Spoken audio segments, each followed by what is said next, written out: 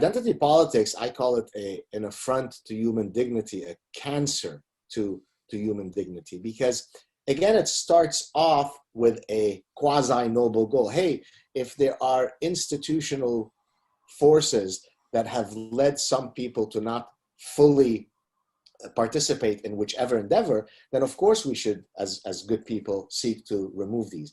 But that demonstrates the tension or the conflation between equality of opportunities and equality of outcomes. Equality of opportunities is something that we should seek. Equality of outcomes is idiotic, right? To use the football analogy, to go back to it, since 1930, when the World Cup of men's soccer started, only 8 countries have ever won the World Cup. Well, that seems a bit racist. How come Namibia has never won it? It seems quite Islamophobic. How come no Islamic countries never won it?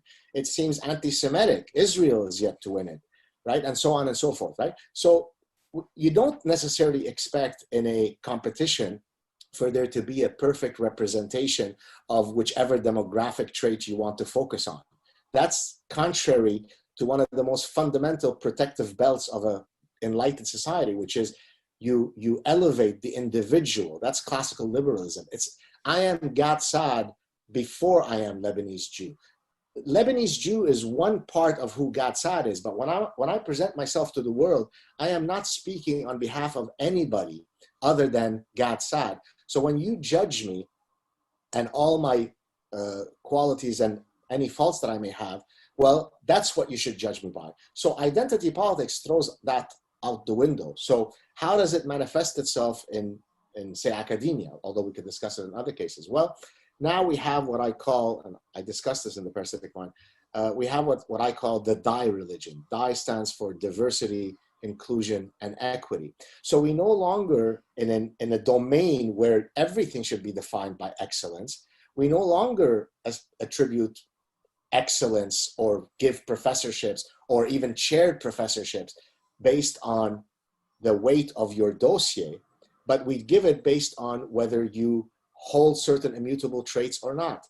That's grotesque. Now, it behooves me to understand how these administrators, these czars of equity, how they actually fail to see that, right? Because nobody, for example, if you look at the number of folks who have won the Boston Marathon over the last 30 years, let me summarize it very quickly for you.